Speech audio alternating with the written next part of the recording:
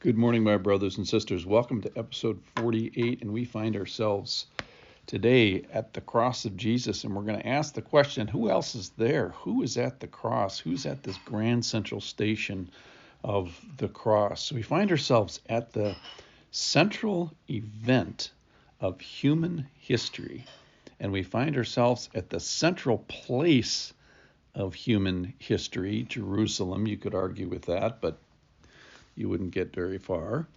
We find ourselves at the central time of human history where time is split in half in the modern era from BC, before Christ, to Anno Domini in the year of our Lord. And then we find ourselves with the central figure of human history, and he's on the cross. So this got me thinking from John 19, where it says, verse 25, but standing by the cross of Jesus were his mother and his mother's sister, that's probably Salome, comma, another Mary, Mary the wife of Clopas, and another Mary, Mary Magdalene. There's four Marys there. When Jesus saw his mother and the disciple whom he loved standing nearby, he said to his mother, Woman, behold your son. And he said to the disciple, Behold your mother. And from that hour, the disciple took her to his home. Not sure we're going to get to the actual words of Jesus, but listen to this. Think of the people that were at the cross. So Jesus, obviously, we have the soldiers that were in charge of him. So that's a centurion and four soldiers who divided his garments into four parts. And I believe that was the squad that the Romans had. Then we have those responsible to make sure that he got there. That was the chief priests, so that would be Ananias, who's not actually the chief priest. He's called the chief priest, but he's a previous chief priest, and Ciaphas, who is the chief priest. So I think that's why it's plural. Also says the scribes and elders. That's in Matthew. We have the two guys, two robbers, the thieves on the cross, if you will. Then we have some random bystanders. We certainly have Simon of Cyrene, because he got all the way to Golgotha, the place of the skull, with the cross. We have the disciple whom Jesus loved, so that would be John. So we know that all the disciples fled, including John. Somehow John finds his way to the courtyard.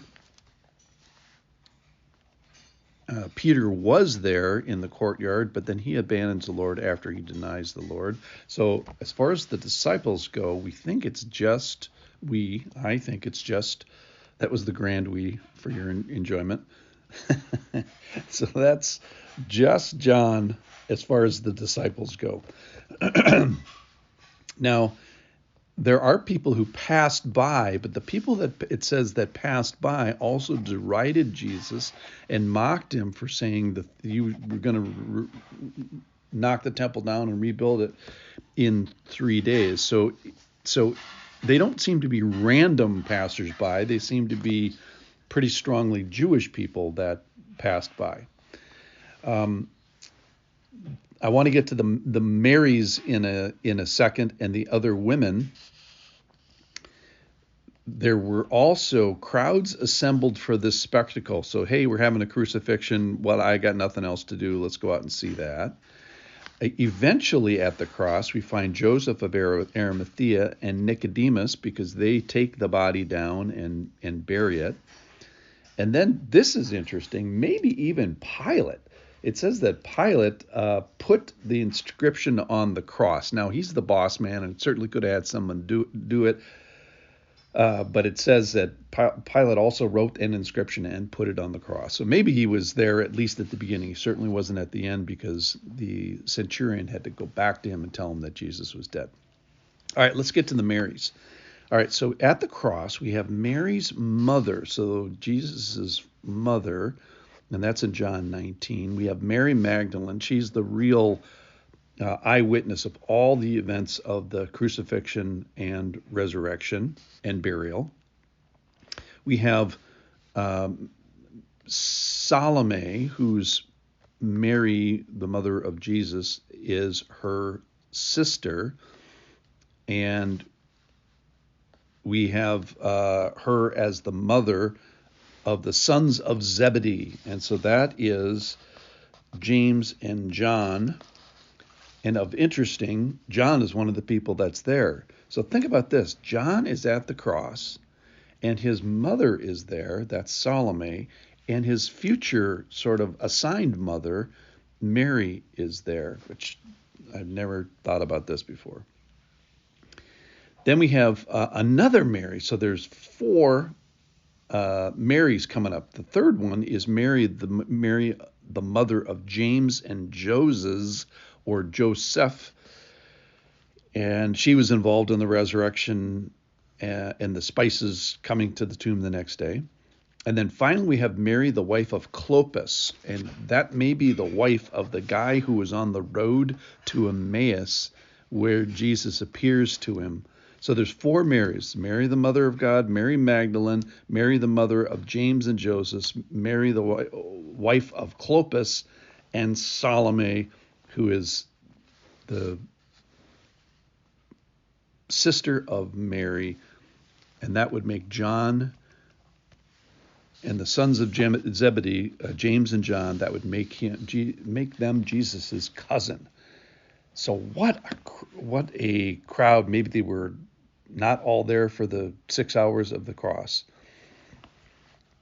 So what struck me about this was when Jesus saw his mother and the disciple whom he loved standing nearby, he said to his mother, "Woman, behold your son."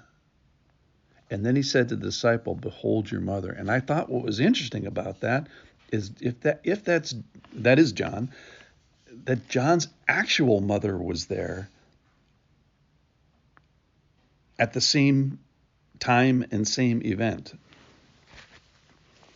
So today is a reckoning of people who is at the cross. We have obviously the central figure of human history, the central event of human history, the central place of human history, the central time of human history, and then we have all this personnel and Jesus speaking on the cross. Thanks for listening. I'll see you tomorrow.